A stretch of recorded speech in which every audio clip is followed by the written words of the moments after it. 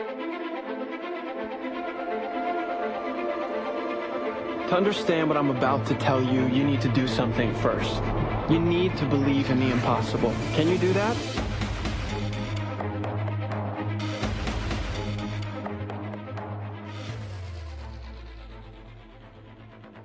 Hello and welcome. This is Edward O'Hare, nickname to be determined. Welcome to part 2 of the Wicked Theory podcast DC TV wrap-up for 2016-2017 with myself, Bill Sweeney, Stefanie Muniz of the Gotham Lights podcast, and Sara Netzley, freelance writer for Entertainment Weekly. Hope you enjoy the fun. All right. Next up, Flash Season 3. I'm going to duck now. I've seen this show. Listeners of our show, a couple of weeks ago, Bill and I had a little spat. Let me clear my throat. Was it a spat? Over the finale. I was told I was a little aggressive. Well, it was the kind of thing where I said I liked it, and I was like, "You're wrong." And you kind of bulldozed over me. Yeah, a little bit. And like a little bit. Uncle Jay was asking if I wanted to go to the hospital. Like, did I need like emergency counseling? Though I thought I held my own. I think his phrase was a shellacking. Yes. You took a shellacking, which, the image alone. Hey, man, look, this is funny. This is weird. I get to talk about a show. Yeah. That's something for Bill to do. Something for Bill to do. Talk to us about Flashpoint this season. Oh, man, so good. You got about 8 minutes of it, I think. Yes. And then it was like on to the next thing. Mm-hmm. It's just one of these. Yeah. But it impacted everything else for the rest of the season. Bill. Did it like in a way where that was obvious and like felt? No. Like it was a thing that happened, and maybe like a couple of conversations mattered afterwards. And for a little while it did. Say again, Sarah? It broke Cisco for a couple of episodes in a really irritating way. Yeah, and everybody was mad at Barry for like more reasons than usual, which was different because it was more reasons, I guess. I don't know, but it was one of these things where it's like, Were they mad at him in a hallway? Yeah. Yeah. Yes. I'm pretty sure they had the hallway conversation. Oh boy. Some of those conversations have been moved to the living room or the lab. Yeah. Sometimes they don't bother going out into the hall because I think they realize that we're starting. Yeah. It's almost as if they heard the show. Yeah. Well, they'll go through the hall into the lab. Yeah. Also, yelling at Barry kind of became a team sport this season, so they didn't need to step aside. They all just kind of were like, just Barry Allen. Yeah. Went right at him. And unless he's going to talk to Iris about like relationship shit, like everybody knows everything. Like, I'll go talk to her. And like, I want one time somebody on a show to go, I'll go talk to him after someone leaves, and they're like, oh shit, no, he really left. Oh, fuck, he's in his car. I guess I'll catch him later. Like they're always like right there sulking, whoever it is, male or female. Whenever they stomp out of a room, they're always 5 feet away. Like, I'm just gonna wait for a friend to come help me. Like, in a real life, nobody goes. Everyone's awkward. No, but look, the show's got issues for me. I feel like they make rules, they don't stick to them, and that's a problem for me because it felt like they used to in the beginning. And maybe I'm just remembering that wrong. Maybe like they really weren't as adherent to their own rules as I imagined that they were. Well, I think they adhere to rules. It's just the rules may shift a little bit, or might be fluid. Yeah. We'll go with that. Fluid. Yeah. When my girlfriend's gonna die, then suddenly like I can do the thing that you don't want me to do to save my own parents. But you know what I mean? Like it's like, what's the parameters for this, Barry? You can't save your mom and dad. It took you 3 times to figure that out. Like, you know what I mean? But, you can hop around in time and go sneak up and get one of your bad guy friends to come to the present to help you steal something that, like, you basically could have asked for, like, just been a little bit more pushy about it. That's how I feel like that whole episode went. I don't want to detract from anybody having a good time. I'll interject here or there. Ed, Sarah, tell me I'm wrong or tell me something else. Oh, no. Did anybody have a good time on Flash Season 3? I don't think so. I fell out Flash Season 2, so... It was just one of these things, you know what it was, too, for me? It was like, they do the thing where, like, we build up to the very finale, but we start that build up early on. Yeah. And so maybe it's part of that too, where it got a little tired, where it's like, Iris is gonna die.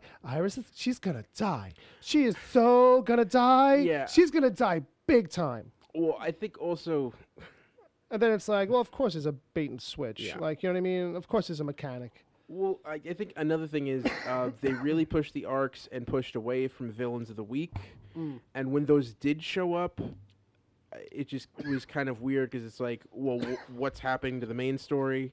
And also just because I don't think those villains were executed correctly. Like, the Shade is a great, charming DC villain that was very poorly handled and mismanaged. And it was just kind of like, we need to throw in a villain here, and it can't be Savitar. So let's just throw this up there and let him be a stumbling block to go down. Yeah. I actually liked the episode, the Grodd episode, where you got to see Gorilla City. Absolutely. Yes.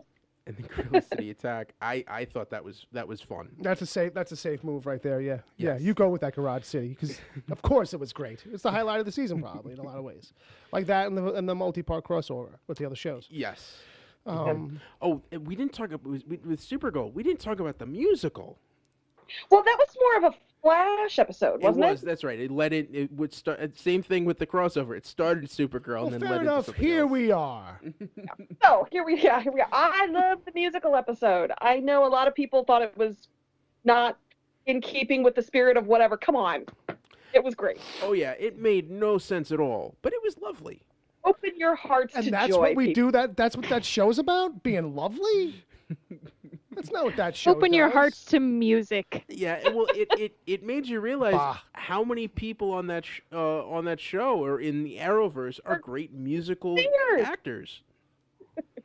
How Did you many of never them were see- on Glee? Did you never see So the Buffy many. episode where because it's a production, everyone will sound as good as they possibly can, and therefore seem really good. Yeah, well, no. I mean, it's like, oh, that's right. Jesse L. Martin was in Rent. Yes.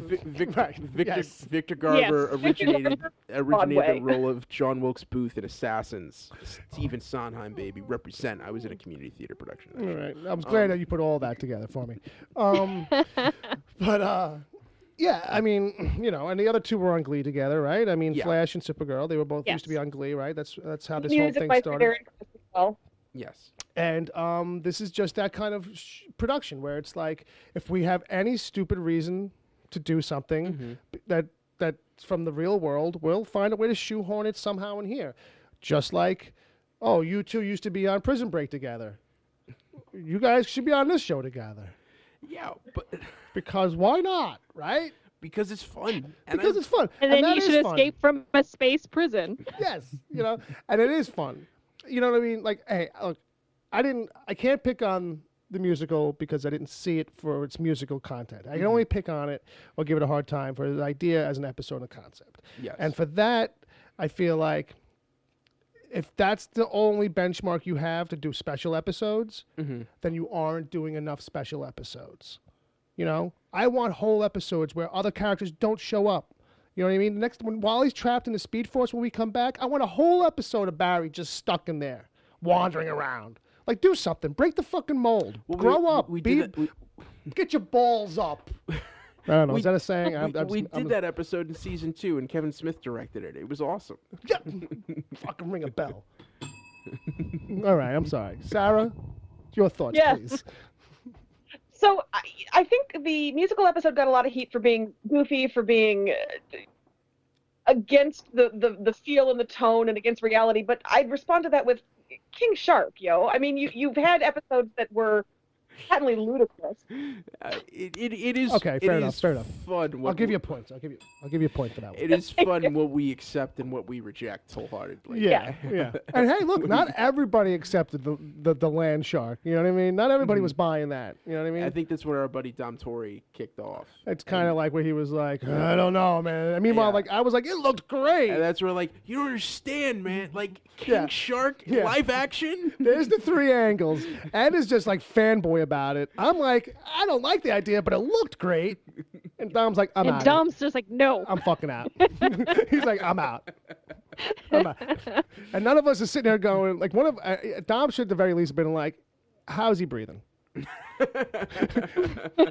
He's really probably he's angry he can't find any water. That's what it should have been the bit.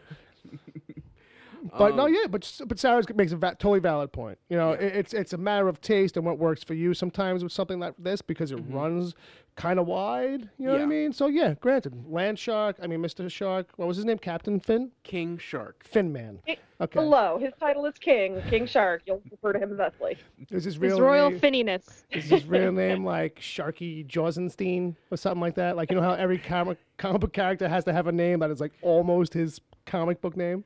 It's got to look up the real name now. Research. I understand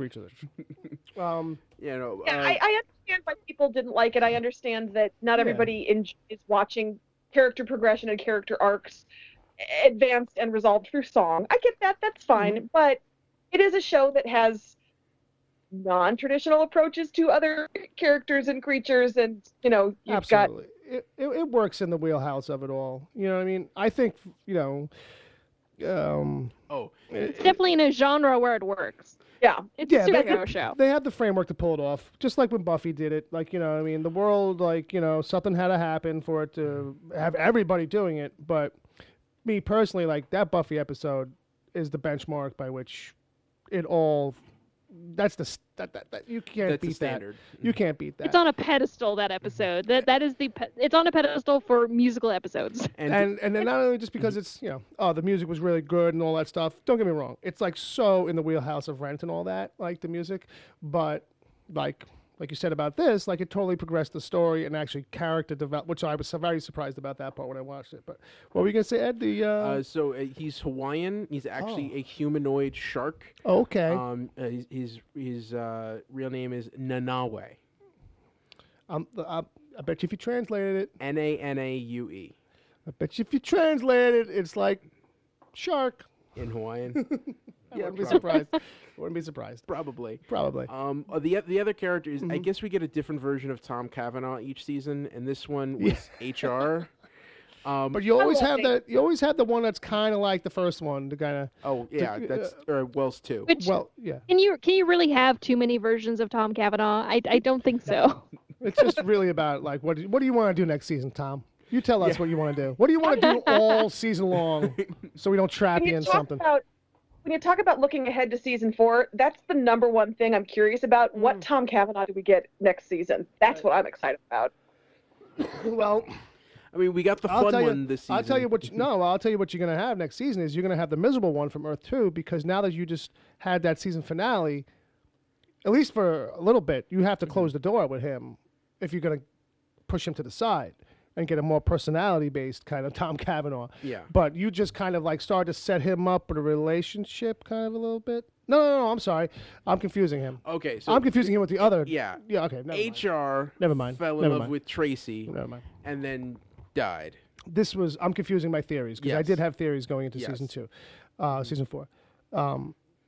Earth 2, Wells has to hang around because we have to get Barry out. Yes. They're going to try, he's going to have to be working on trying to get a way to get Barry out. You know what I mean? And even though Barry's going to be inside there for a little while, I think that's a big question too, is how long do we think Barry's really going to be in there? Yes. Now, okay, here's what I want to happen. Okay. Spoiler, this is not going to happen. This is not going to happen. This is a want. This is not a thing. Okay. What I think would be cool is if they try to get Barry back and they can't, and for the whole first half of the season, yes, Wally West is the Flash, and we get that version of the Flash. I mean, it's gonna suck. I don't know. You're really down on that actor. I'm not so much. I think you're a nicer guy than me, so that's all that matters. That's what that's about. But yeah, and then we get those episodes with just Barry towards the middle of the season. We see him break out. Just Barry. I want that show. And to help save the day in the second half of the season. I feel like we're going to get that. It's just going to be truncated, It'll be It'll be the first episode of the season.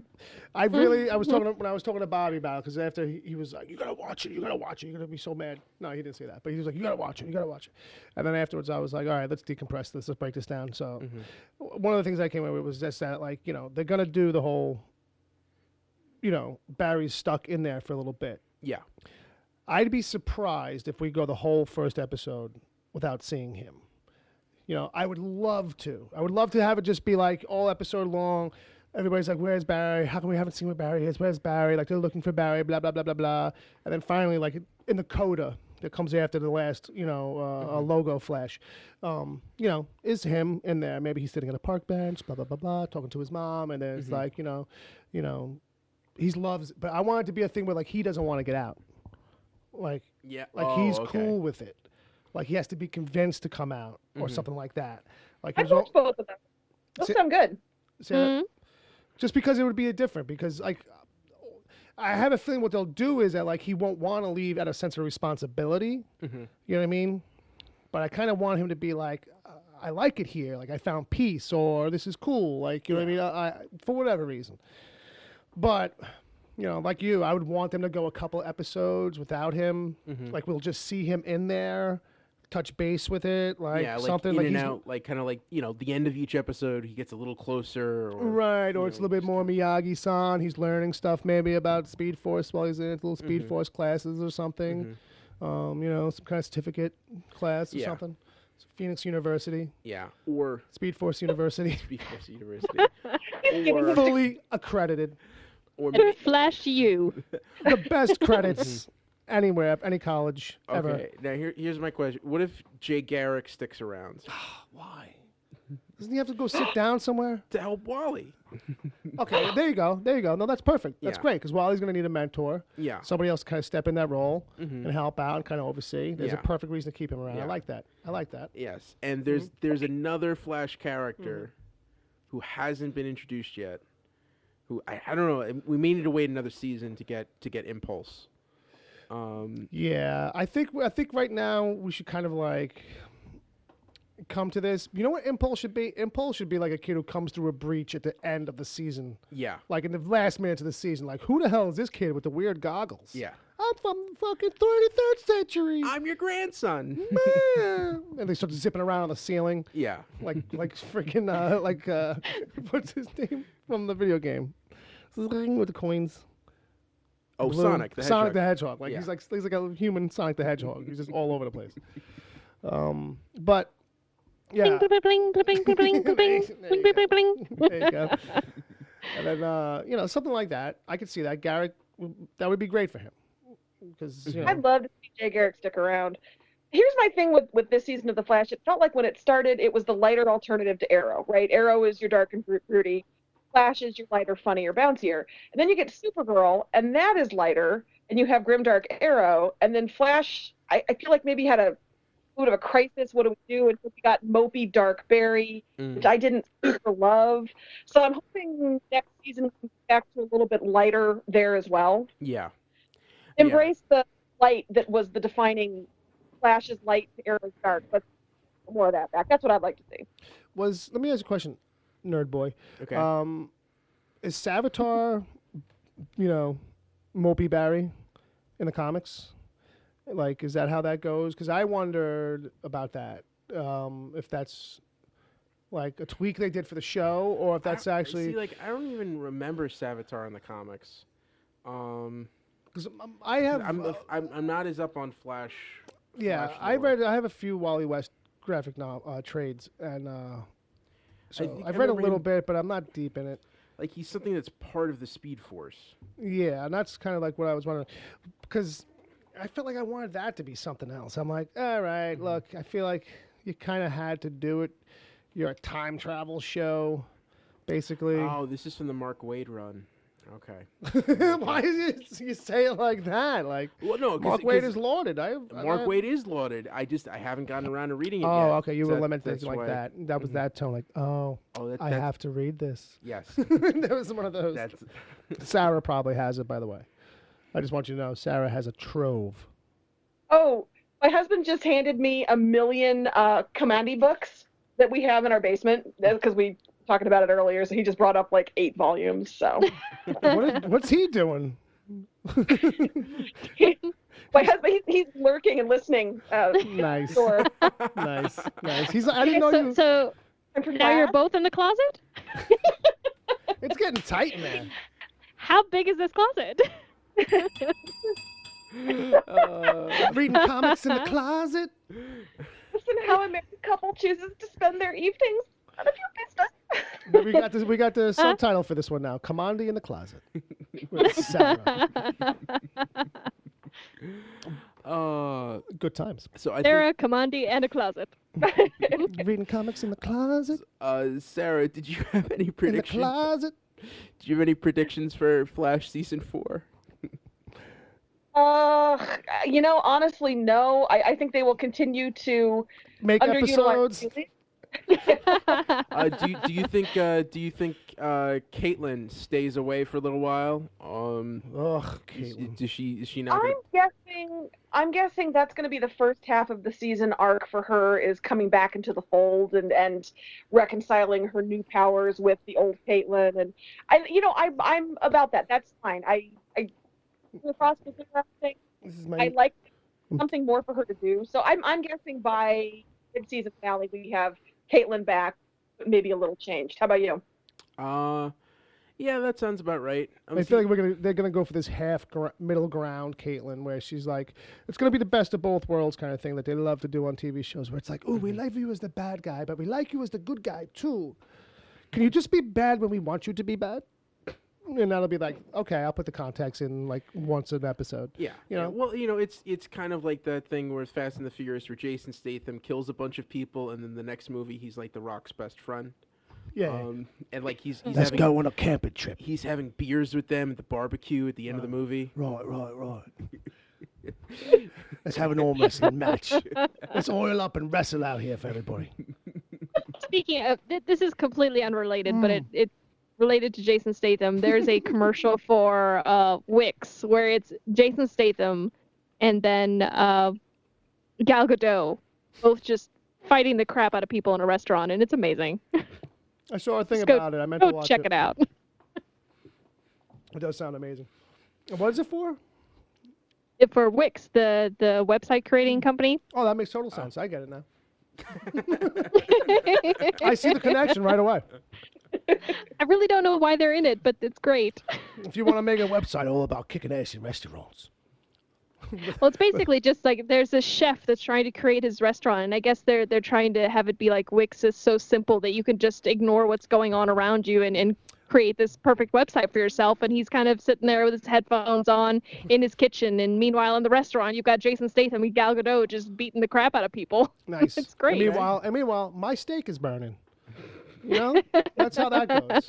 You know, exactly. So I'm sorry. I don't know how it's going to segue into Arrow season 5, but it will. It's ass kicking. Well, people kick ass in that show. Yes. There you go. Yes, and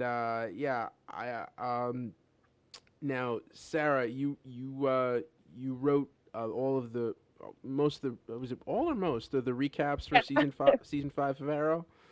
I'm the Arrow recapper for Entertainment Weekly, so yes, I can talk to you about Arrow. Yes, so tell us everything. Okay, so in the beginning,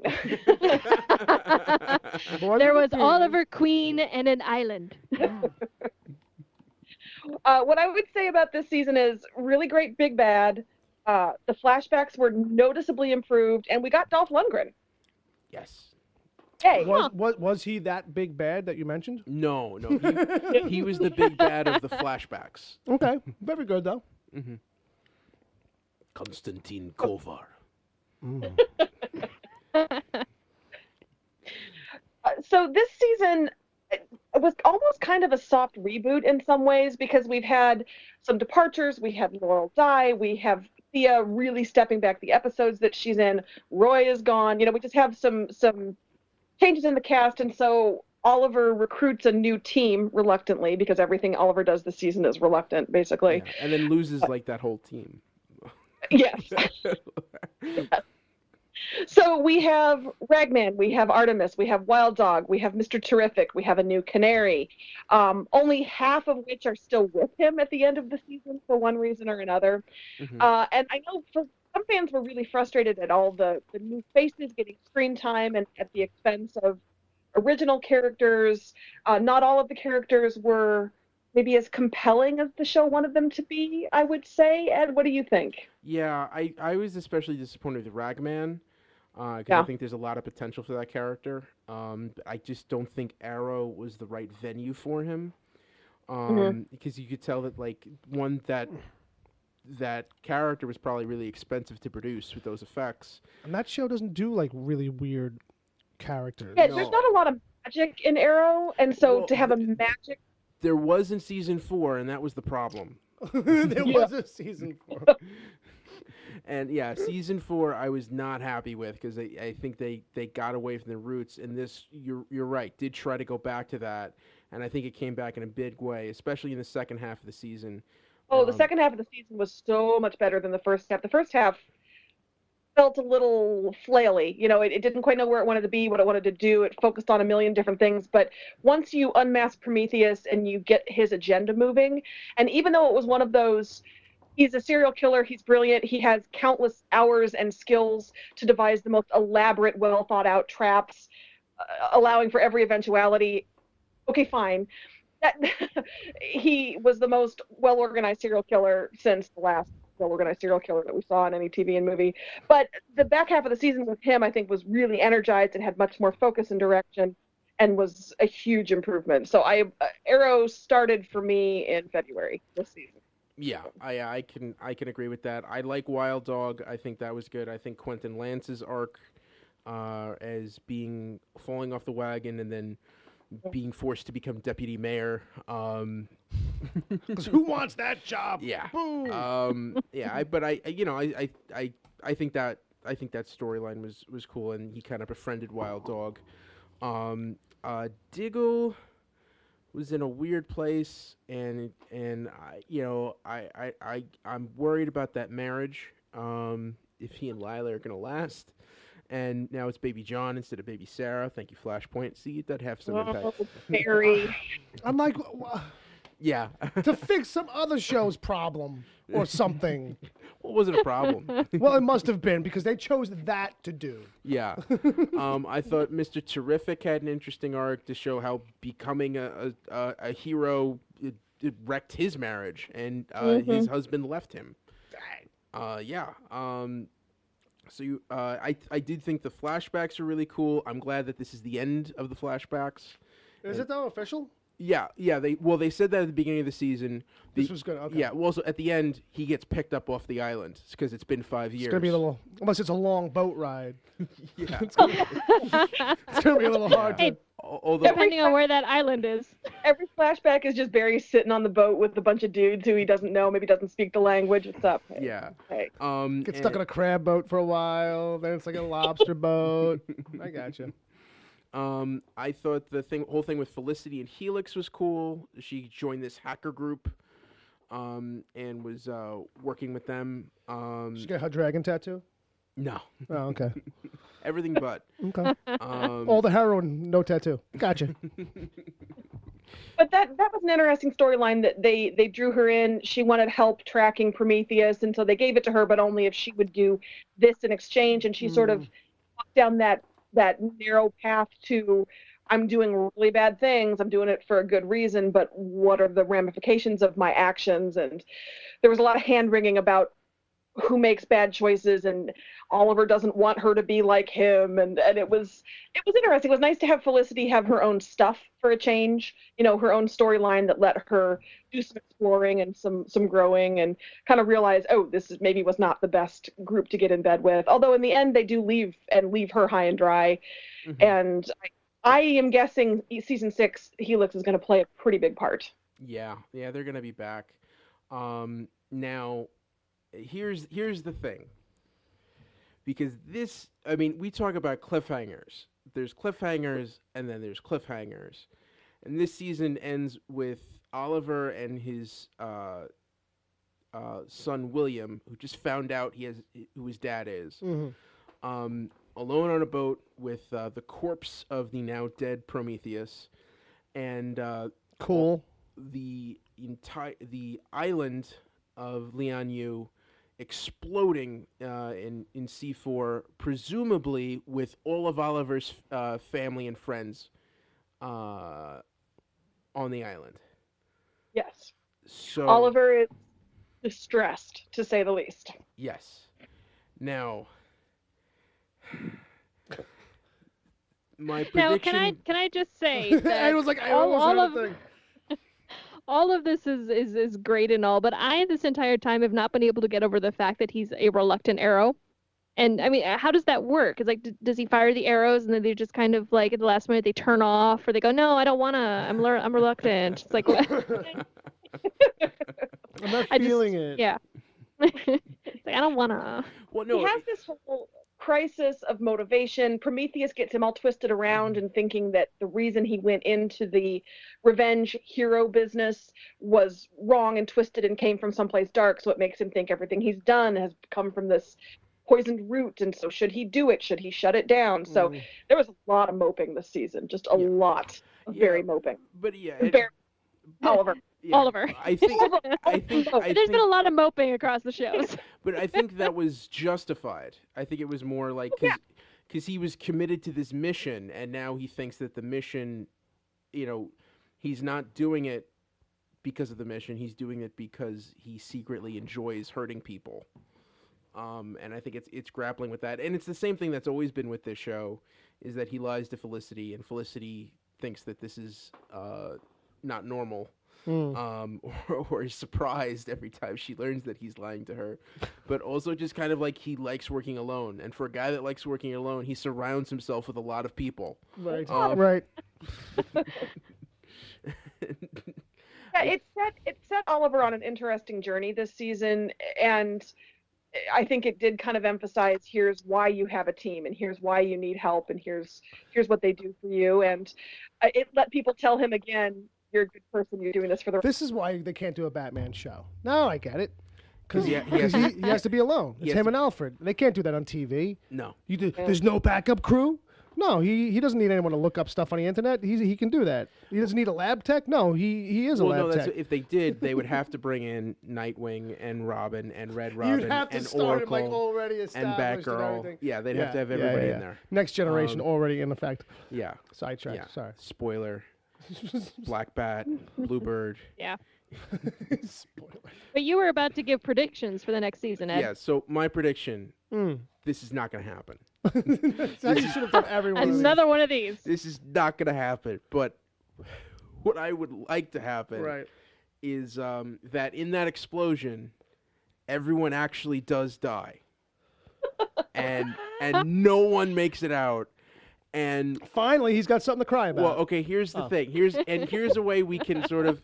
We flash forward, and the main story is 5 years later of him and William fighting crime in Star City together. Right.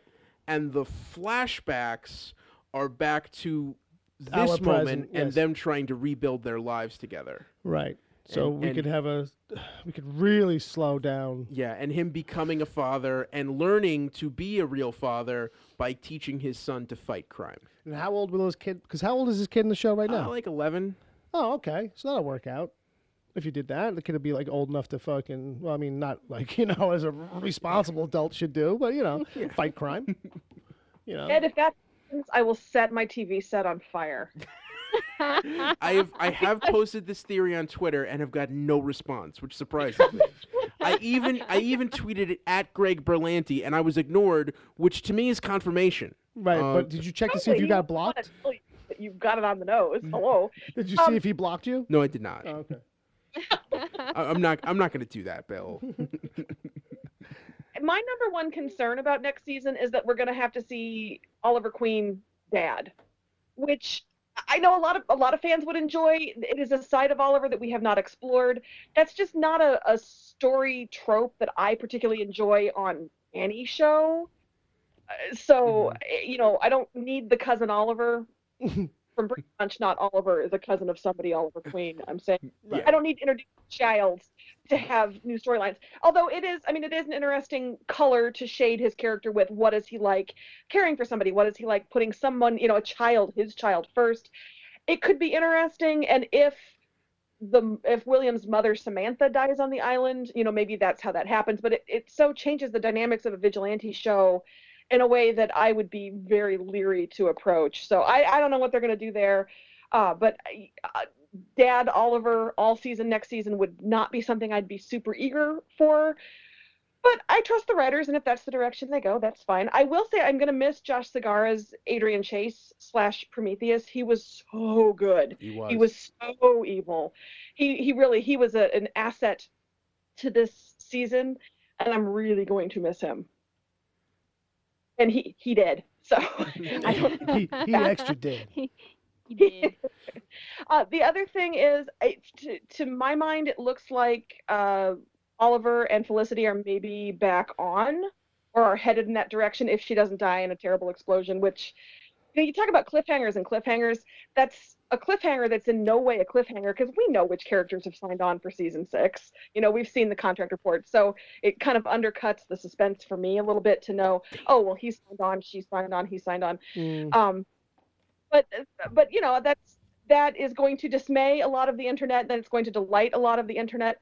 I'm an Olicity person. Again, if you need to disconnect my call, I respect that. So I'm all about it. What I would like to see for season 6, Olicity on track, no drama. They're just a couple in the background, and we can just do our crime fighting banter thing without any of the, why did you lie to me? I love you so much. No, we don't need that. It's just having a couple in the background and do the other stuff. Well, again, like Mon-El and Cara, he's so wrong for her.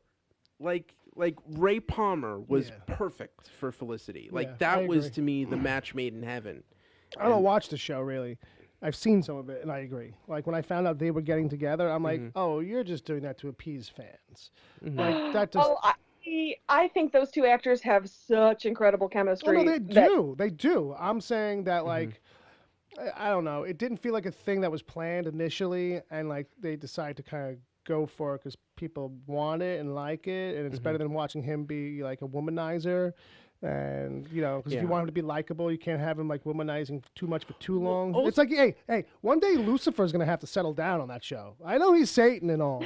And I don't know how much he's banging, but after a while, people are gonna be like, he's banging. Yeah, and eventually they're gonna want him to bang one on the regular. Yeah, no, there was an episode of Lucifer where they had to interview all of the people he'd been with in the last 2 weeks. It was like a long list. The line was out the door. Nice, that's good. That was good. But all right, kudos to Lucifer. I'm gonna have to start watching that show. But if Felicity means Oliver is not dating human bag of garbage Susan anymore, that's fine. I'm about it. That's good. Let's make that happen. I agree that she's probably the best thing that's happened to him because she's probably the least mental case. Yeah. She's just frazzled sometimes. Well, the other thing, I'd be interested to see how they focus it because this show is a very big departure from the comics in that, he's the bleeding heart liberal in that show. And he's, I like to see, because he's the mayor now, but it's funny, he's politically active in a very different way. And I'd like to see if maybe they steer it more into that direction. They had that opportunity with the gun control episode this season, and they ducked taking any kind of a stance really on anything. Of course. In a way that made it pretty clear that they weren't going to make him the liberal activist that the comics would show us. Yeah. So I don't hold out much hope for that. Yeah. Yeah, I'm not saying I would enjoy it. I'm just saying it would be interesting. See, sometimes it's interesting to watch them do the dance of that, too. It's like, oh, you're going to be in a position to make a choice and a decision and a stance. And it's like, well, I'm just a TV character, and I got to stay neutral as possible, so we'll find somebody else. I get it. Yeah. I get it. You don't want to have a political stance one side or the other really strongly because you're going to alienate people. I totally understand. I'm not faulting them for it. But when they had the opportunity with him as the mayor to say, hey guys, let's do an episode about healthcare. No, I mean, well, here's the thing, though. I do feel like a lot of times with shows, sometimes there's a thing where, okay, now that you got to the end of writing out the episode, you realize you're not really going to do the thing. That's kind of like the whole point of doing this thing is like, okay, you're not making a statement of any kind by not making a statement of any kind. So why bother like starting? Let's not do the gun control issue episode then. Like, you know what I mean? No, like but it's almost like we need to fill 23 episodes. so we can figure. We'll And figure. we've- We got a and writer's we've- room. We got 15 people in a room, and we got time, Okay. and we got food. We can But we're make it happen. 3/4 of the way through this script, and we've got to start production in 4 days. I'll do it. I'll do it All on my the own. good. I'll do it on my own. Hey Ed, what did you think about New Black Canary or New Canary or New Lady in a Mask with the Canary Cry? Birdie. I thought that was cool. I mean, I think the character could be fleshed out a little bit more, but I think it was an interesting decision. I do think there should be a Black Canary around. I'd like to see that Black Canary hook up with Huntress and maybe form a Birds of Prey. Maybe. Do you know Bill? That was bad. Was I had cookie in my was mouth. that just a bird of prey? I mean, is there like an eagle in the room? What just happened? At the same time I did it, I realized my brother's probably trying to go to bed right now, and I'm like about to do sorry. a loud pterodactyl sound. Sorry, Bob. Anyway, I liked her. I think she has. I like the actress. I like the spunk. Nothing makes me sound more like no, God, come on, get it together, guys. well, you, Character is backbone. She's sharp. I like her. Yeah. Can we just got rewind moxie. 30 seconds? She has moxie. she's got moxie.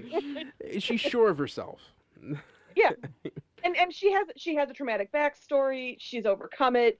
You know, she's not sunshine and rainbows and puppies all the time, but I would like to spend a little more time with her. And I think that's part of the areas where season 5 struggled a little.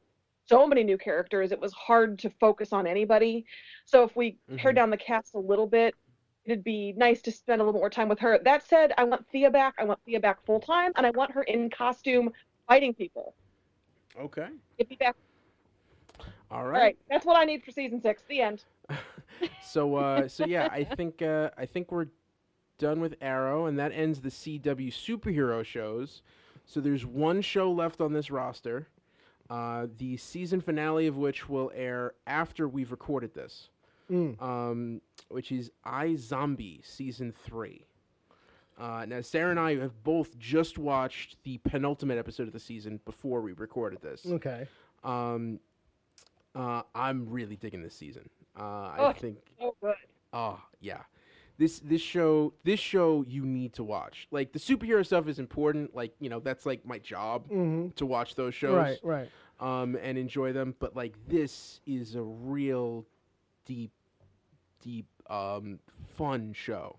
It's Well, a if I would procedural- I would presume that probably some of the fun for you is being able to just kind of being able to let go and like kind of like let it be because you don't know any of it. Yeah. There's no who's different than who, what's Yeah. the comic book like, and all this stuff. This was 20 issues, and it's a completely different concept. Yeah, they really took a left turn with it. Yeah. As far as what they So do. they're not beholden to anything, and but it's a lot of fun, and I don't know where this is gonna go. And Yeah, I don't either. I don't want to be quite as explicit about this one because people might not have seen the most recent episode. So I don't want to spoil too much, but I liked the stakes that last season finale set up. And this season, I think the stakes have gotten even higher. You've got kind of a not conspiracy, but a group of conspiracy theorists who believe that there is a secret cabal of zombies in Seattle. And guess what? There is. They are correct. What? Alex Jones was right. Yeah, and on the other side of that coin, you have a military contractor who's completely made up of zombies and is trying to turn Seattle into this haven for zombies. He's completely made up of zombies? What was made up of zombies? The Fillmore Graves, the military contracting company. Right. Oh, the Can we just company's make- all Yeah, the zombies. company- Company's Oh, all the zombies. yeah. Yes. I too was for like envisioning just a dude that's like stitched together zombies. Oh, sorry. Yeah. I apologize. Like zombie Like a zombie suit. Yeah, Yeah, Frankenstein zombie kind of thing. but both. Guys, I don't think you appreciate the fact that the military company is called Fillmore Graves. Oh, no. I did, because I stopped there and I was like, is that how like all the names are? And he was like, yeah, there's a bunch of names Well, that are and- kind of like that, right? Live Our more. heroine lived more, so That's true. But both sides are preparing for D-Day, which is Discovery Day, when the world finally becomes aware and admits that there is a zombie outbreak. That there's a problem. Yes. Oh, okay. Because the zombie haters are going on these conservative wacko radio shows and they're putting up YouTube videos and Right. just no one's believing them. Right. Because I did like that aspect of it, where it's like, yeah, it's zombies, but it's kind of like, it's more like vampires in the sense where it's under the radar and like, it's a whole different kind of setup. It's not the classic zombies thing. Yeah. Now, I will say, Sarah, feel with me here. There was another time during this show where I called Bill in the middle of the night. And that was when the revelation about Blaine's amnesia or not amnesia came to light. Uh-huh.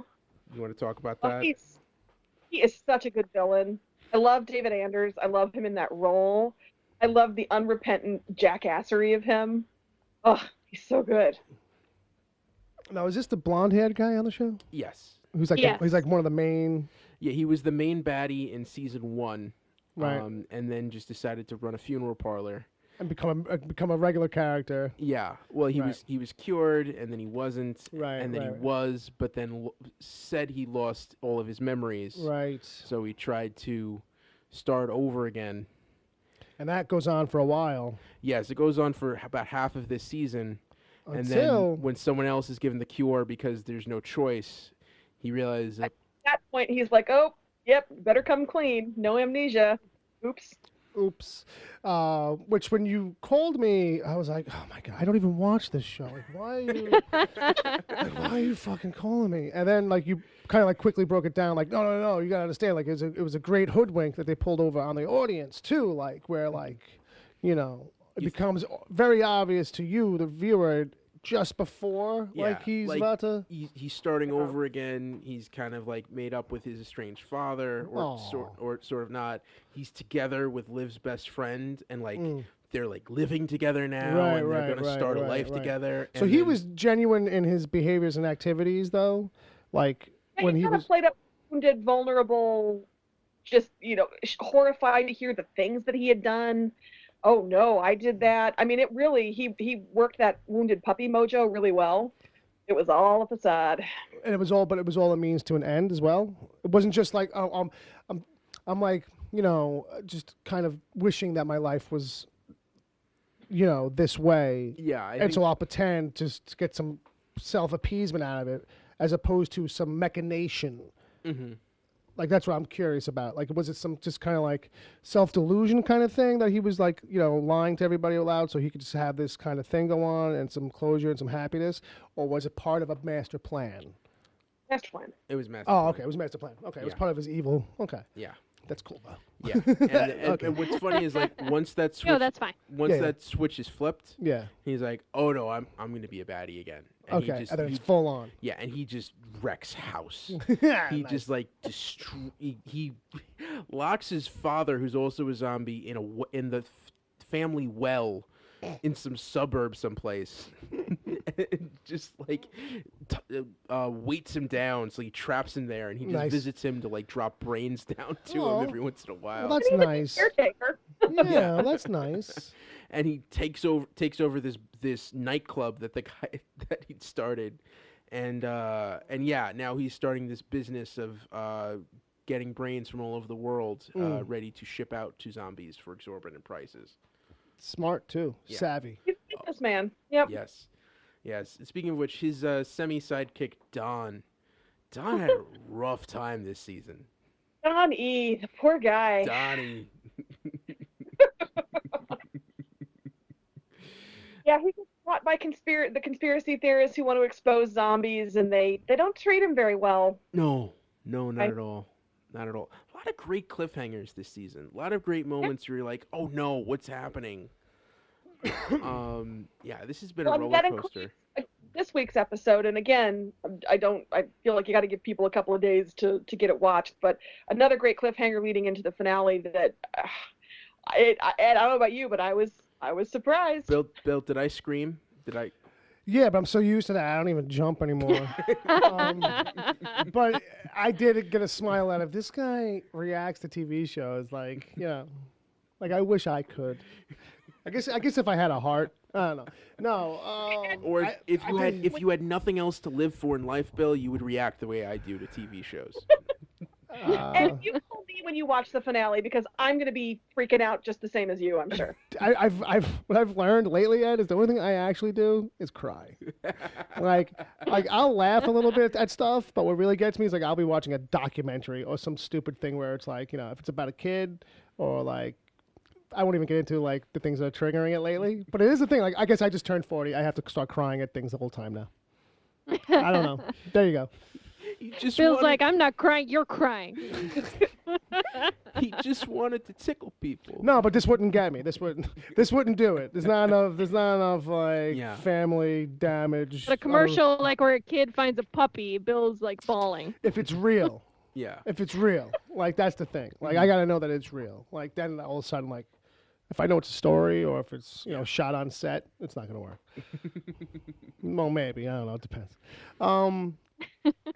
So one thing I think this season finally brought us is, thank God, Clive knows. So all the characters are in the fold now, and that I think has helped and has been a lot of fun to watch him like, oh, that explains that. Oh, that's what's happening. Yeah, and I think they've still made time for the procedural. They still made time to have Liv get wild mood swings. But it is. I mean, and they went 2.5 seasons where Clive had no idea Liv was a zombie. But I do like the fact that once he knows, he's like, I wish you hadn't told me. Yeah, I wish I didn't know any of this. Yeah. Seems like a reasonable reaction. Yeah. Just kind of like I liked it a lot better when I just thought you were weird. Well, now it turns out there's a reason for the weirdness. Yes. Yeah, and this is weird because to make predictions for this because we don't know how the season is going to end. Well, then why don't you just try and predict the finale maybe a little bit? Where does it seem like the finale is being set up to go? Or is it hard? I'm guessing it's going to be either Discovery Day unfolds and the world knows that there are zombies, or Liv and company have to race to stop the unmasking, right? And so either we have complete world changer of everybody now knows there are zombies, or whew, we averted that, now we're back to secret, right? Well, yeah, and that's also very weird because like I feel like Discovery Day would also change this whole show. Yeah, because I think at that point, like, all the dynamics would change, right? I mean, I don't. It turns into an on-the-run show, or well, I wouldn't even know that. I feel like it's the kind of thing where like, does the U.S. government step in? Yeah. Or like, does Liv now become like the face of a political movement? And this show seems to be a show that wants to keep things a little small. Yeah. Like, right? Don't they shoot like on a handful of sets? They don't do a lot of crazy budget stretches. Yeah, I mean, it's a simple. When you break it down, other than the eating brains, it's a simple procedural. That's what I'm saying. Like, so I wonder if they would go through something that's that big of an upheaval. But I think it's something that you're going to have to address eventually. Because if they're calling it like a thing where it's like basically a hashtag, it's Discovery Day. Like, they may not be able to keep it from coming out. It may just be completely out of their hands. And that would be an interesting cliffhanger to have that be the cliffhanger where it looks like everyone's finding out, the news is breaking, and then like that's where you end. But you're right, though. It's a huge left turn for a series like that. It becomes very much a different show. Yeah. So it's a matter of... Which one are you hoping the most for? Oh... Boy, that's tough. I hate to sound so status quo, but if you have Discovery Day go forward, it so changes the dynamic. Looks like me when I'm done recording this with you all, everybody can come. I mean, that'll change things. I kind of want things to stay the same too, but from a story perspective, I feel like even if you stop D-Day this season, even all of the next season would just be another whole season of trying to prevent another D-Day. Like it will never really kind of go away. True. Yeah, like I don't know how to progress from here. You've raised the stakes so much that if you go back on that, you can't completely diffuse that. But if you have D-Day go forward, what's next? And yet, I trust the showrunners. I trust Rob Thomas. He's a great storyteller. He's done some of my favorite shows. So whatever he do, I'm going to be there for it in season 4. I mean, I'm a big fan of Matchbox 20. and this show's been knocked around a lot. It got a full season in season 2, and then it was cut down to a half season, and it didn't premiere until April. So I don't know if they're going to do the same thing next year, or if they'll move it up. And the ratings, I know, have been significantly lower. So I don't know if CW is going to do that thing. We'll give you another half season, but this is it, and you're going to wrap it up. Which, at that point, go for it. Yeah, I mean. Well, and at that point, there's a zombie cure out there. It's been made. I don't think they have any more vials left, but there is a way to give Liv, if she wants it, a happy ending. If being human again is what she wants. So there is a way to wrap it up that would put our heroine, I think, give her what she desires. Oh, yeah. If they decide that. Yeah, and we never went back to that. Like, they were just gone, and then, we never got any follow-up as to who took them. We assumed it was Donnie, but there was no confirmation of that.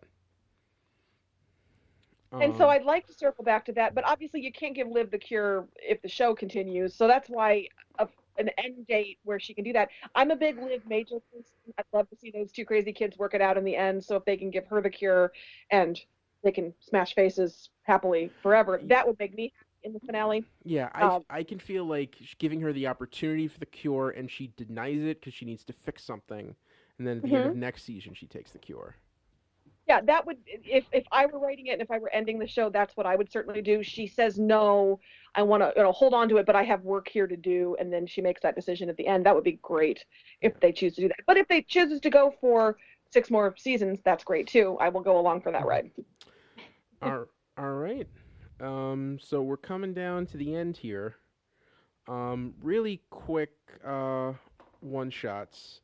So Preacher Season 2 debuts Sunday. This Sunday. And Monday. This Sunday, yeah. June 26th, 27th. We got a 1-2 punch there. Yeah.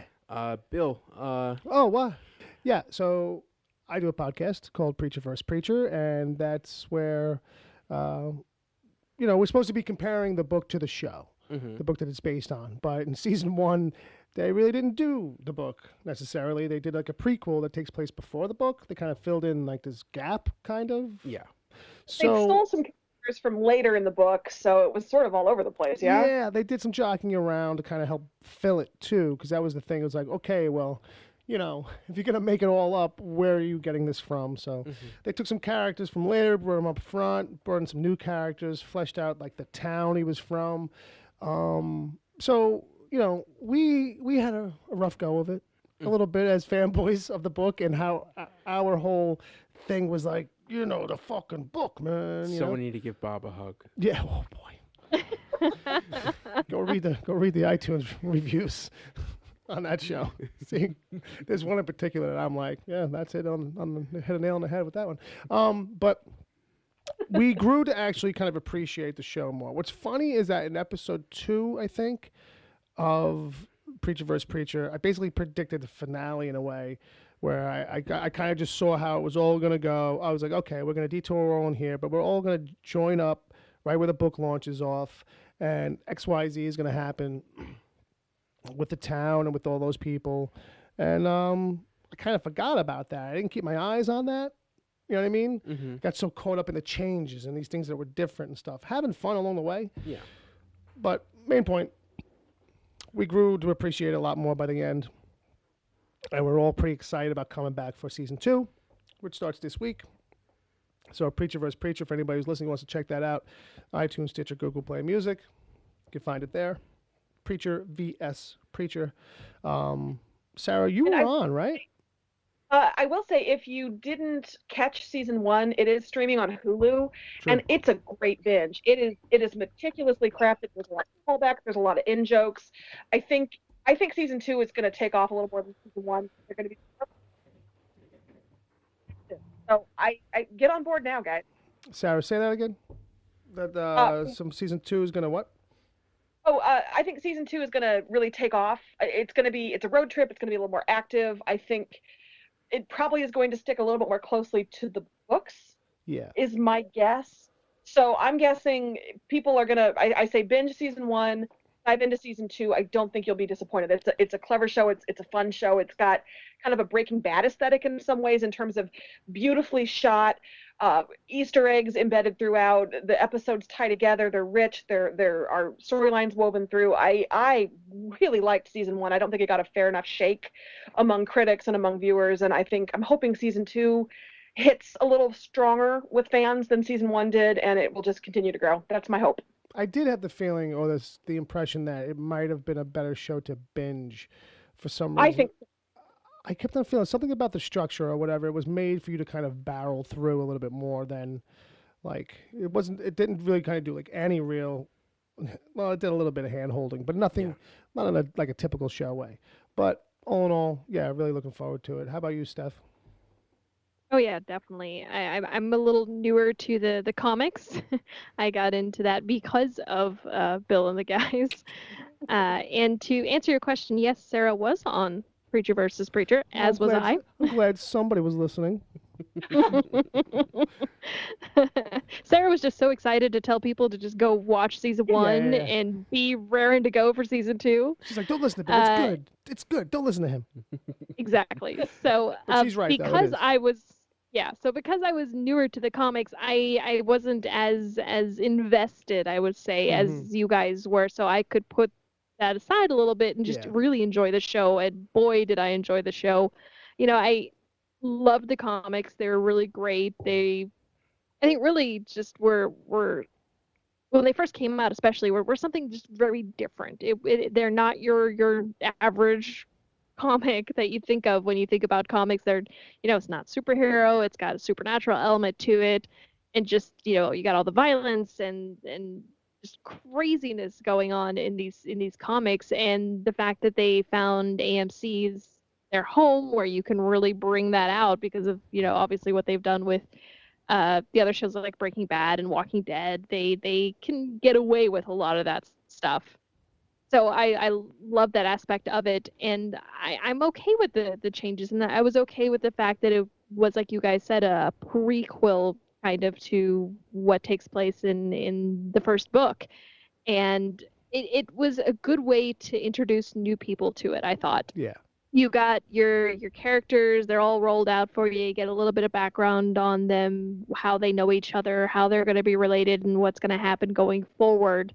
And I think you need that when you're bringing something that's an adaptation where not everybody's going to know it, because I had never heard of Preacher before stumbling across Bill and the gang, and then when this show came out. So it just, for me, I probably would have checked it out because I've watched a lot of the different shows that are on AMC, but I don't know if I would have been as into it if I hadn't gotten that education ahead of time. So I think it was a good way to do that and educate people and say, here's the show, here's what you can expect.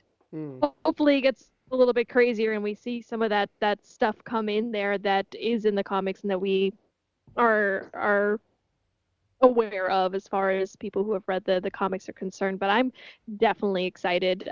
The previews alone have been amazing. And the actors just have such good chemistry together. All three of them, the main ones. So it's definitely going to be something to almost feel like must-see TV. Like you're going to have to sit down and watch this show and then no one can disturb you while it's on, kind of thing. I actually was not a fan of the comics. Garth Ennis kind of rubs me the wrong way a little bit. I feel like he does a lot of shock value stuff, and it was kind of jarring. But I do like this show because I feel like the characters get a chance to breathe a little bit more, and just with TV, it's a little bit more fully formed. I'm interested to see what approach they go with. And just in terms of how much they stick to the comics, even though that's kind of what they say they're going to do now. Yeah. But just generally, I love the first season, and I'm really excited to see what direction they go with it. So yeah, I'm pumped. Yeah, I'm pumped too, man. Okay. My wish list my wish list for season 2. 2 words: hair star. Yes. Yeah. I mean, he shows up in the trailers actually now, and that's what the thing that let me just put it like this. I wasn't one of the ones who couldn't break free of the my fanboyness. Like, it was there. I was kind of like, really wishing for something else, but it wasn't impossible for me to be able to accept it for what it was. But the thing is that, like, now it's all coming. Now it's the road trip. This is the thing we were actually waiting for. Yeah. Let's just move forward and rock on with it, because it's here's the thing, like, it's got to have some changes anyway, because it's some dated shit in the book, and it's got to have a personality. Yeah. The book's a little bit more serious. Like, the funny stuff comes here or there, and I don't want the show to be too goofy funny, but it felt like a decent balance of it in the first season. So that's it had a really good blend of it. Yeah, that's my only hope. That's my only concern / hope, is that they don't go too hard trying to be funny with it all the time, where you get a little bit of campiness sometimes. But all in all, I'm excited. Okay, so next up, shows that are coming soon. Okay. Sci-Fi Channel has picked up a series order for Krypton. Okay, that looks good. I saw that trailer that snuck out. Yeah, it was a leaked trailer, which showed a lot, and this show looks a lot like the Krypton we saw in Man of Steel, but with an interesting... I don't know how much I want to say here. Well, about what? About that thing? Yeah, about that thing. Well, that's your call. Yeah, I will say I have a source, and I have seen some pages of a pilot script that may or may not have been used, but what I read was really cool. Right. To see the direction that they go in with this show. No idea when it's going to premiere. My bet is sometime in December. That's usually when Sci-Fi likes to premiere new shows. Yeah. It looked like, it had this kind of very houses and families and royalty kind of thing feeling, but based more on science, but it had this overtone that reminded you of Game of Thrones in a way, because it's about that kind of a thing of the families and the clans kind of a thing. It's not a superhero show. It's like a Game of Thrones on another planet. Yeah, on an alien planet obsessed with science. Yes. Okay, sign me up. I don't know much about the show itself. I just know that between Killjoys and the Magicians and 12 Monkeys and Winona Earp, Sci-Fi is on a really good roll for TV shows for me. So yeah, they've had a really good resurgence lately. They're on the hunt hard for their next Battlestar, the next big talky conversation water cooler show. Yeah, this might be it. Cool. You guys, Steph, did you have anything about Krypton? I haven't seen it yet, so I might hunt down that leaked trailer and check it out. But from the descriptions of what you're saying, it sounds really cool. Okay. Next up, another show that is going to be a mid-season replacement on the CW is Black Lightning. Yeah, I saw that. That looked pretty good. This was a pilot that was shot by Fox that was passed, and CW picked it up. We've seen the first look, which is mostly footage from that pilot presentation. There was a couple of rough spots, I felt, like a little bit in the trailer. Yeah. But it's from a pilot, so that might all get squeezed out. But I like the concept. I like that it's not a young kid who just got his powers. It's a guy who was like, I used to do this, I retired, and now I kind of have to go back into it, Yeah. I like that because it's something different from what else is around right now. And it's also a family show. And, well, it's got that. Well, it's got to have that because it's just, CW. But there was some talk that maybe Static Shock might pop up on there. Yeah, if we get Static Shock, because this is, they've said at the beginning at least, this is not going to be part of the Arrowverse. Right, but we'll see how long that lasts. Yeah. Is it a Berlanti show?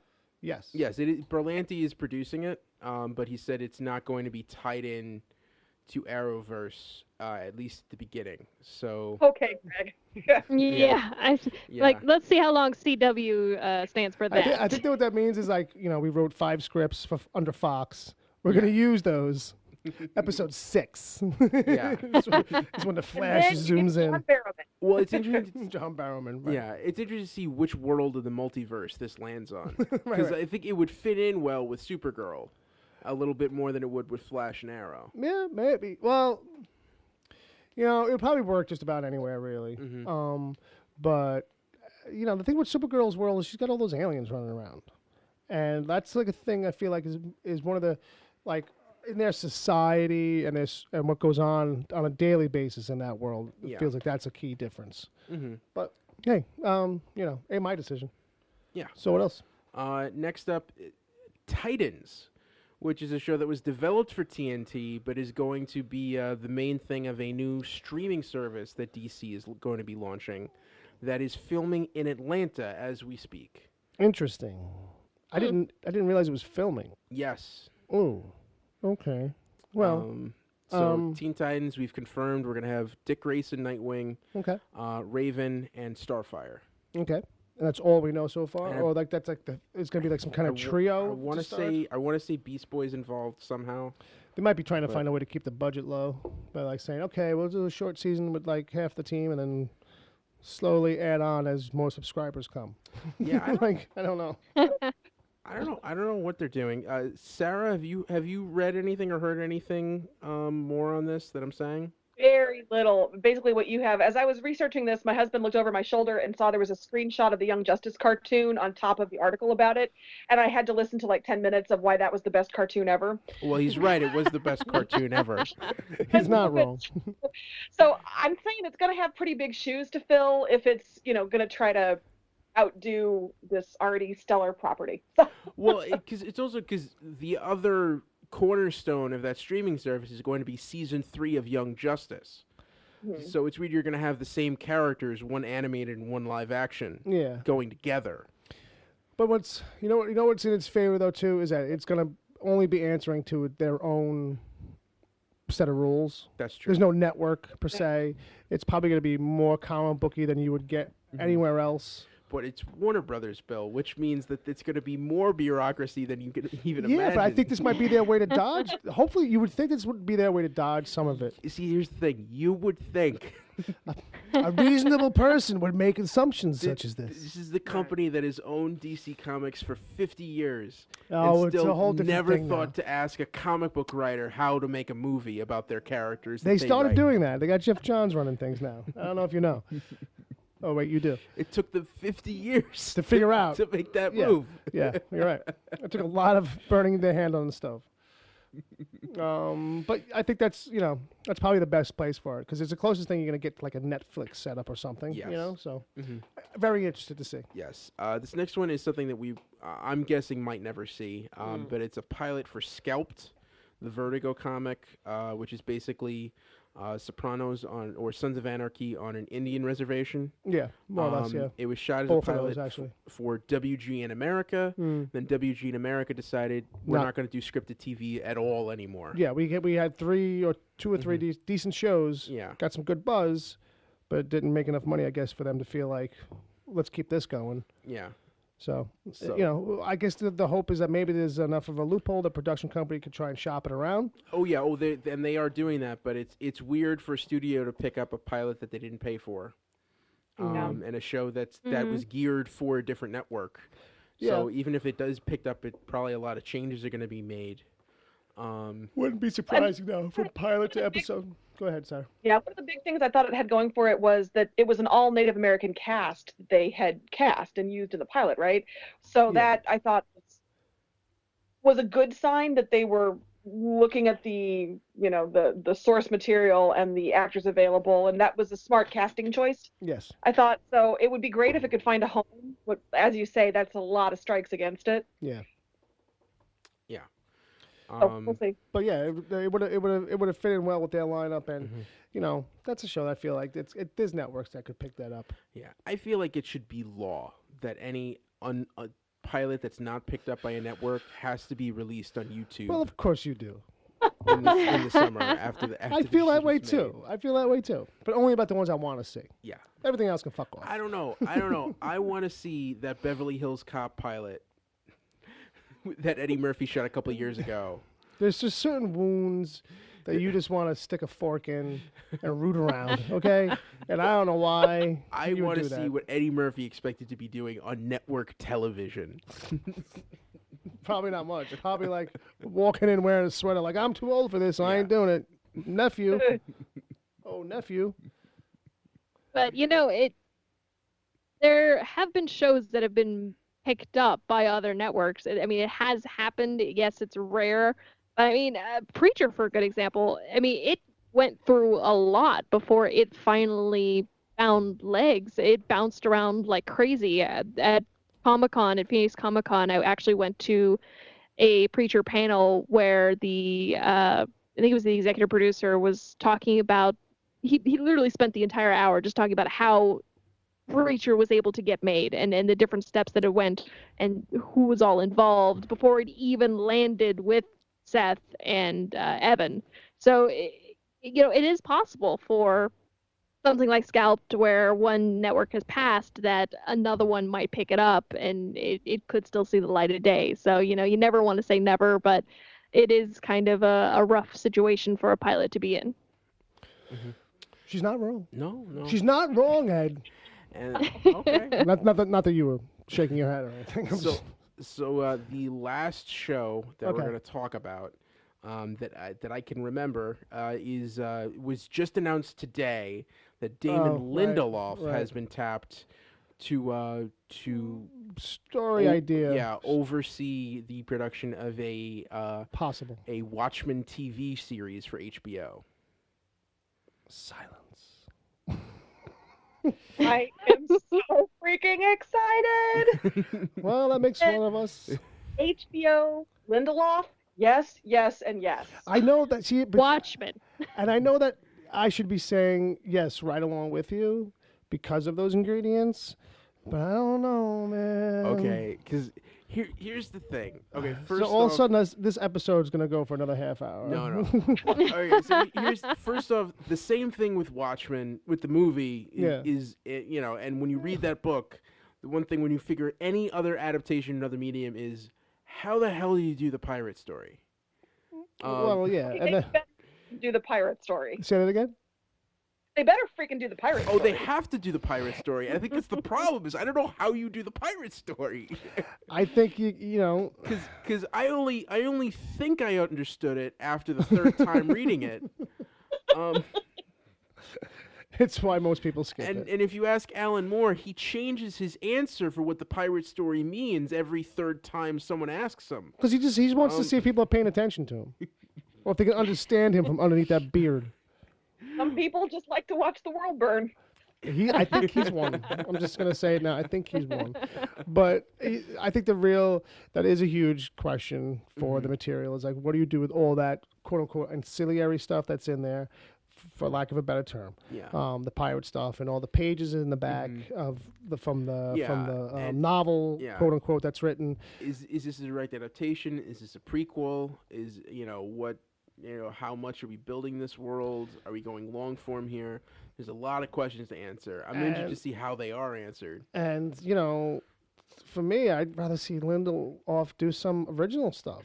I mean, not to knock, like, this as a concept in general. Like, if you're going to do it, this is probably where you would go do it. Yeah. I don't think you need to do it. But I mean, Lindelof. I feel like Lindelof keeps, Lost. I get it. It was a writer's room. It was a lot more probably in the writer's room kind of a thing. I mean, I was Lost obsessed. I probably know more about Lost and consumed more Lost stuff than I should have ever in my life. But my point being, and I'm a huge fan of his. Yeah. Is that like that's where I want him to be right now? Like as like that kind of a fan. Fan. Like I'm like the person who's like, stop singing with his band, Joey from New Kids. Like, strike out on your own. Like, you can have a solo album. You can do it, Joey McIntyre. And then, like, we get Donnie, we get Marky Mark. You know what I mean? Somehow. Like, I don't even know how that happened. I'm just coming off the Leftovers finale, which Lindelof did for HBO. Right. And that show, season 1 was a little rocky, but seasons 2 and 3 were perfect. And that's what I kept on hearing. So that's why when I see HBO and Lindelof and, a comic property that I so enjoyed, I trust and I hope. And I'm very excited about that. I do trust Lindelof. the Lost ending was shaky, but he completely redeemed himself with the Leftovers, which is why if he wants to take liberties, I'll go along that ride with him. If he wants to stay very literal and keep the ending, unlike the movie, that would be great. Unlike the movie. Yeah. Yeah, well, that's the thing. You know what I mean? It's this thing where like I can't deny any of that because she's right on all counts. Like, you know what I mean? The recipe's a good recipe in general. Like it's Watchmen. It's heavy lifting, and it's like, Well, and it is going to be tough because it is a little dated. I mean, there's going to be it is very it's a 80s. different climate, and so do you update it or do you keep it there? And I don't know. That'll be really interesting.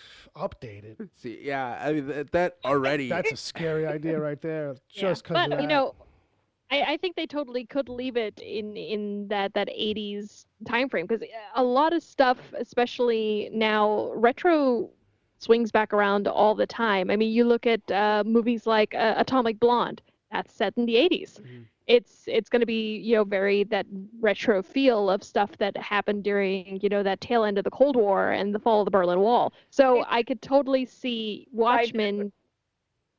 How excited are you for Atomic Blonde? Really Oh my excited. Okay, go. I was living in Berlin at the time that the Berlin Wall fell. I don't really remember much of it because I was tiny, but still. The movie looks really great, and I'm excited for that. But, I know Watchmen has a lot of things that are very retro that you could just, it oozes the 80s and some of the other time frames that it takes place in, but they could definitely pull it off, and it's something that if they pull it off well enough and with it could work. I'm not concerned about them having to update it to a modern time or anything like that. And for me, I'm just anything Watchmen. Just the talk of there being Watchmen is already enough to get me excited about it. Before there was Preacher, there was Watchmen. That's the only other That's her big, takeaway for tonight. It's the only other big comic book that I have read that was outside of the Batman and all the other Right. ones. Someone said, have you ever read Watchmen? I said no. They're like, you need to read Watchmen, and I read it, and it blew me away as how great it was. And then Preacher came along, and I'm like, I need more like this. Yeah. So I'm excited for it. I think they could do it well, and I would get an HBO subscription just to watch it. Whoa. That's saying something these days. So, That's what they want to hear. That's what they want to hear. So, are there any shows that I'm missing that I haven't mentioned that are down the pike or that haven't been announced that are canceled or whatever? Anything else worth mentioning in the DC TV world? Sarah, Steph. I can't think of anything. Okay. Me either. You're just making sure. All right. So I You think feel like you might have missed something? no. Well, I have. I'm sure. I know we have. In over 2 hours, I'm sure we've yeah. covered enough. Someone's gonna mention that Booster Gold pilot that never Stop, happened like 3 years stop. ago. It's gonna happen. But If anybody deserves a show, it's him. But we have to keep going. We have to move on. I think we're good. So All right. I would like to thank our wonderful guests, Sarah and Steph. Let's thank them both. Sara Netzley, freelance writer for Entertainment Weekly. She writes recaps on the site, ew.com. Sarah, what recaps are you writing right about now these days? I am off for the summer, and you'll have to look for me again in the fall. My regular shows have been Arrow and NCIS, and I fill in on a couple of others. I'm assuming that'll be the same in the fall, but who knows? Recap gods, pickle gods. All right, well, plug whatever you like, your Twitter handle or anything. Yeah, find me on Twitter, Sara Netzley, SaRaNetzley. I would love to, talk TV. Talk TV. And then we're going to say thank you to Stefanie. Of the Gotham Lights podcast. Yeah, thanks for having me. Yes. Say hi to Henno for us. I will. And you can find... I don't know when I'll be talking to him because he's been a little busy lately. And Gotham is on break right now, so I'm not really doing anything right now. But of course you can if you are, if you have free time and you want to get into Gotham and you decide to just binge everything and want to discuss it with people.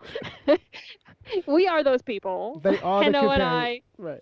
Go ahead. We are the Gotham TV show fan cast. So Gotham Lights, you can find us on Twitter at Gotham Lights. We are on all of your you're on all of your podcast listening apps of choice, so you could definitely find us on all the regular places. You can reach me on Twitter at BadWolfBay87. Say hi if you want, and I think I can speak for Sarah when I say both of us look forward to talking with you on Preacher versus Preacher for Preacher. Oh, I think Here. I'll go so bold as to say you just invited yourself on, didn't you? Maybe. Maybe. Bill, where can people find you on Twitter? In the closet. which is Sarah's closet. well, it was the one thing. We should all just pile in there. It was the one line. Like if I had Sarah close by, I would have fed her the note. Like like when they say where can they find you, that's what you're supposed to say. Right. I thought of it while she was talking. I was like, oh, missed opportunity. You can find me at Wicked Theory on Twitters. You can find the regular podcast at wickedtheory.com and on iTunes, Stitcher, Google Play Music, and other places where podcasts are given away for free, because that's a good way to do it. And it's usually there. Yes, and you can find me on Twitter at Edward O'Hare TBD. There you go. Thank you so much, everyone, for coming on. Thank you for listening. Look forward to more DC TV goodness in the future. I will be covering Preacher. But we're also going to throw in a little thing starting this week. Because we're only down to one episode a week, I'm going to jazz it up a little bit and start doing retro picks. Ooh, of what? Random episodes from 70 years of DC on TV and sometimes in movies. We'll just have to tune in to see. Tune in to see capsule reviews of me going through retro DC picks. Oh, boy. That sounds fun. Whoa. At least it's encapsulated. I don't know how long we could listen to anybody go on about certain things. I'm sure it's all good. Mm-hmm. And I think that's going to wrap it up. Just for me, because Ed's already said it, but Steph, Sarah, thank you so much for coming on and joining us here tonight. And Thank you. It's delightful. and, Had a lot of fun. And we look forward to talking to you soon. And Ed, is that it? Is there anything you say on the way out the door or anything on these things? This has been a Wicked Theory Studios production. That's usually how I end it. That should do it. Yeah, that's the wrap up for this season. All right, folks. Thanks for listening. Bye-bye.